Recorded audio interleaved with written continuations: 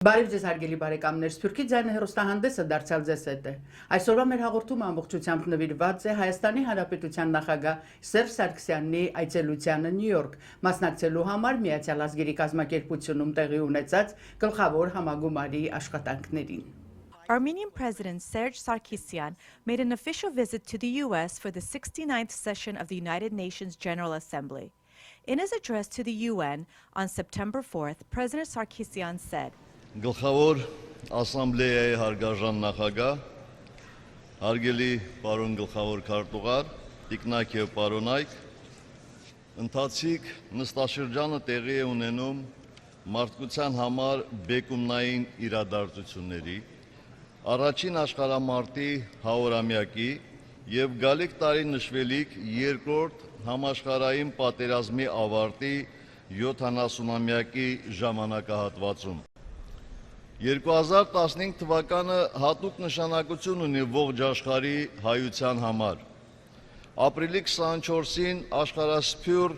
հայ ժողովուրդը խնկարկելու է իր պատմության ամենաողբերգական էջի հայոց ցեղասպանության 100-րդ տարելիցը։ Պատմության մեջ նախադեպը ճանաչող մի ողջ ժողովրդի սպանդի եւ հայրենազրկման նպատակ հետապնդող այդ ոճրագործությունը շարունակում է աշխարհի հայերի համար մնալ չսպիացած վերք։ 1915 թվականի ցեղասպանությունը քաղաքակրթության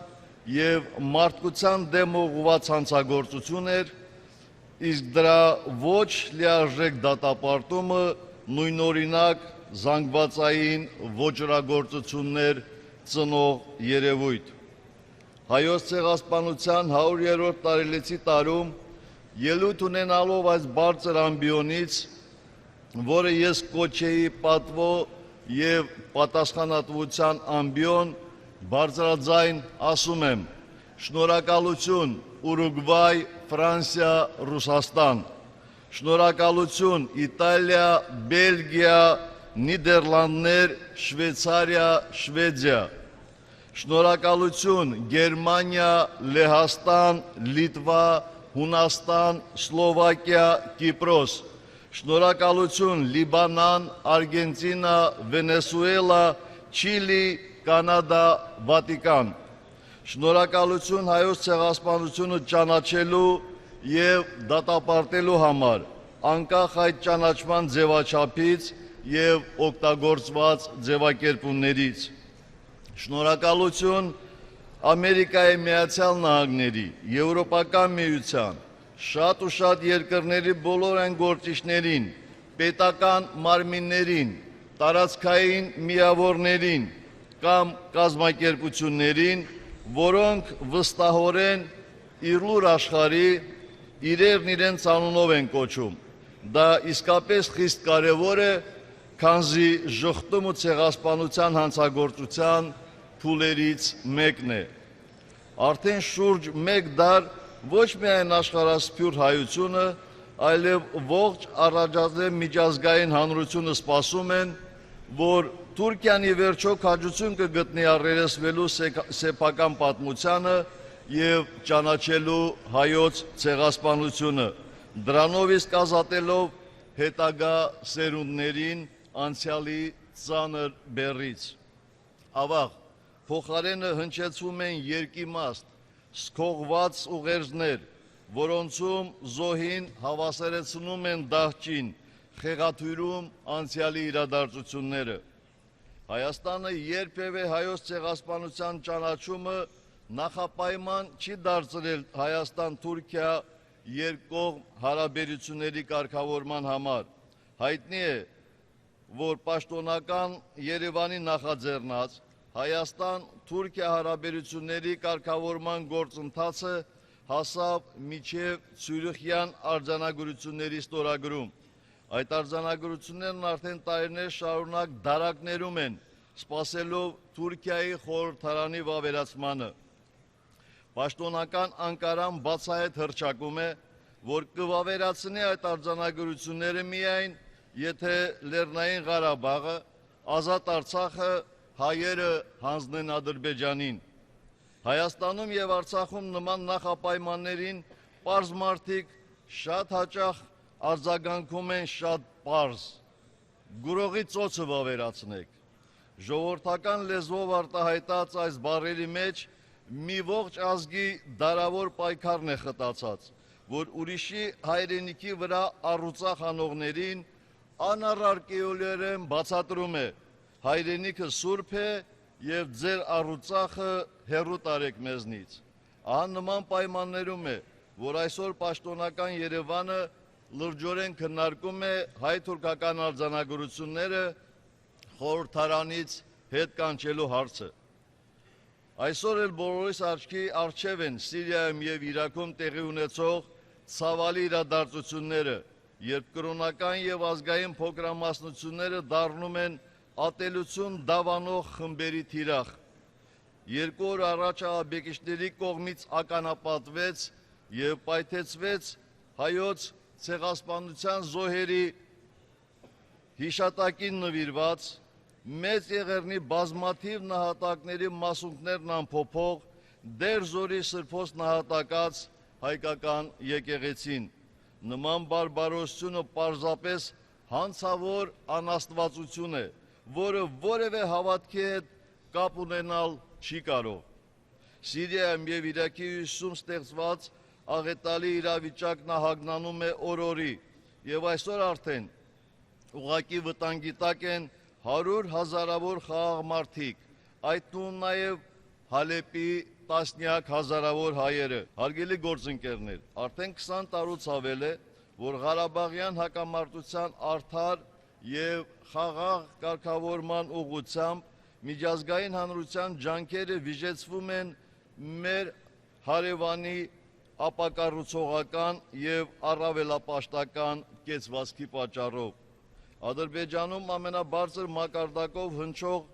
ռազմատենչ հայտարարություններին ու տարաբնույթ սպառնալիքներին միջազգային պատշաճ գնահատականի բացակայությունը հանգեցրել է այսօրվա ամենաթողությանը։ Ադրբեջանի նախագահը ողջ հայ ժողովրդին որակում է որպես թիվ 1 թշնամի, իսկ այն, ինչ քաղաքակիրթ աշխարհում համարվում է հանցագործություն, Ադրբեջանում դիտարկվում է որպես հերոսություն։ Չնայած այն հանգամանքին, որ յուրաքանչյուր հակամարտություն առանձնահատուկ է, միջազգային հարաբերություններում հետևողականորեն առաջ է մղվում մարդու հիմնարար իրավունքներն ու ազատությունները, այդ թվում ժողովուրդների ազատ կամարտահայտությունն ու ինքնորոշումը։ Եվ պատահական չէ, որ Լեռնային Ղարաբաղի հակամարտության խաղաղ կարգավորման ԵԱԿ Մինսկի խմբի առաջարկած կարգավորման հենասյունը ևս հանրաքվեի միջոցով սեփական ճակատագիրը տնօրինելու իրավունքն է։ Տիկնակ եւ պարոնայք, խոսելով Լեռնային Ղարաբաղի հիմնախնդրի կարգավորման մասին, չեմ կարող չանդրադառնալ ՄԱԿ-ի անվտանգության խորհրդի կողմից պատերազմի տարիներին ընդունված 4 բանաձևերին, որոնք պարբերաբար շահարկվում են Ադրբեջանի իշխանությունների կողմից, որպես իրենց ապակառուցողական քաղաքականության հիմնավորում։ Խոսքն այն բոլոր 4 բանաձևերի մասին է, որտեղ որպես առաջնային եւ անվերապահ պահանջ նշվում էր ռազմական եւ թշնամական գործողությունների դադարեցումը, ինչը չիրականացվեց Ադրբեջանի կողմից։ ԵԱԿ Մինսկի խմբի համանախագահությունը միակ մասնագիտացված կառույցն է, որ 2 տասնամյակ է, ինչ զբաղվում է Ղարաբաղյան հիմնախնդրով միջազգային հանրության կողմից ստացված մանդատով։ Ադրբեջանը քաջ գիտակցելով, որ անհնար է խաբել կամ թյուր տեղեկատվություն հրամցնել խնդրի էության մեջ խորացած Մինսկի խմբին, ջանում է խնդրի կարգավորումը տեղափոխել այլ հարթակներ, փորձելով խնդրին հաղորդել տարածքային վեճի բնույթ կամ շահարկելով կրոնական համերաշխության գործոնը։ Դրանք կատարյալ անհեթեթություններ են, իսկ Հայաստանն ավանդաբար ջերմ հարաբերություններ է ունեցել իսլամ դավանող ժողովուրդների հետ, իդեմս արաբական աշխարհի կամ օրինակ մեր անմիջական հարևան Իրանի։ Եզրափակելով ընդգծեմ, որ ՄԱԿ-ի շրջանակներում մենք միասին զգալի ճանապարհ ենք անցել հետ 2015 թվականի զարգացման օրակարգի ձևավորման ուղղությամբ եւ շարունակելու ենք ջանքեր գործադրել, ճկունություն ցուցաբերելով այդ գործընթացը իր տրամաբանական ավարտին հասցնելու համար։ Շնորհակալ եմ։ During his visit, the Armenian president met with the UN Secretary General Ban Ki-moon. President Sargsyan briefed the UN Secretary General on the latest developments in the negotiation on the settlement of the Karabakh conflict, as well as Armenia's active participation in the UN. President Serzh Sargsyan also held a meeting with the Secretary General of the Council of Europe, Thorbjorn Jagland. At the request of the CE Secretary General, the Armenian president presented the latest developments in the peace process of the Nagorno-Karabakh conflict. The parties emphasized the role of the OSCE Minsk Group in that process. President Serzh Sargsyan also met with the administrator of the United Nations Development Program, UNDP, Helen Clark. He noted that the UN office in Armenia has made considerable effort in carrying out reforms in multiple spheres, making positive changes. The two also discussed the situation with Syrian Armenian refugees in Armenia. President Serzh Sargsyan was also hosted at Columbia University, where he gave a lecture. In his speech to the students and faculty, Serzh Sargsyan presented the Armenia's foreign policy issues, challenges and opportunities, and touched upon the history of the Armenian people, their culture and spiritual heritage. During his official visit, President Serzh Sargsyan also took part in the opening of the Armed Tech Congress 2014 in New York City, where he delivered a welcome speech. The same day, President Serzh Sargsyan also visited St. Vartan Armenian Cathedral in New York and placed flowers at the memorial to the victims of the Armenian genocide. Afterwards, the Armenian president held a meeting with the leading U.S. international relations expert James Collins, James Traub, Steven Stakhanovich, and Vali Nassar. The meeting between the president and international experts were hosted by the American Armenian benefactor Asot Tavidian and the St. Vartan Armenian Cathedral. Later on, President Serzh Sargsyan also met with prominent representatives of the Armenian communities of New York metropolitan area. Among the guests were Armenia's Foreign Minister Edward Nalbandian, Ambassador of Armenia to the United States Tigran Sarkisyan, Armenia's Permanent Representative to the UN Zorab Mnatsakanian, His Eminences Archbishops Khajak Barsamyan, Oshagan Choloyan, and Viken Akazian. Also present was Vartan Grigorian, president of Carnegie Corporation of New York, many Armenian benefactors, leaders of Armenian organizations, artists, and activists. Randy Sapagulian, chair of the board of directors of the Fund for Armenian Relief, made the opening remark and then invited the president to the podium. President Sargsyan spoke about Armenia's current international and domestic affairs, focusing primarily on subjects of local economy, security, and Armenia's relationship with its neighbors in the region and Western countries. Շատ հակիրճ ուզում եմ ներկայացնել երեք խնդիր, երեք հարց, որի շուրջ բոլոր հայերը միակարծիք են։ Առաջինը Լեռնային Ղարաբաղի խնդիրն է, եւ ուզում եմ ձեզ տեղեկացնել, որ զուտ բանակցային process-ում որևէ առաջընթաց այսօր չկա, բայց փոխվել է բանակցությունների միջավայրը։ Շատ հստակ մենք համանախագահներին ասել ենք, որ այո, մենք ցանկանում ենք, որպեսզի օր առաջ խնդիրը լուծվի,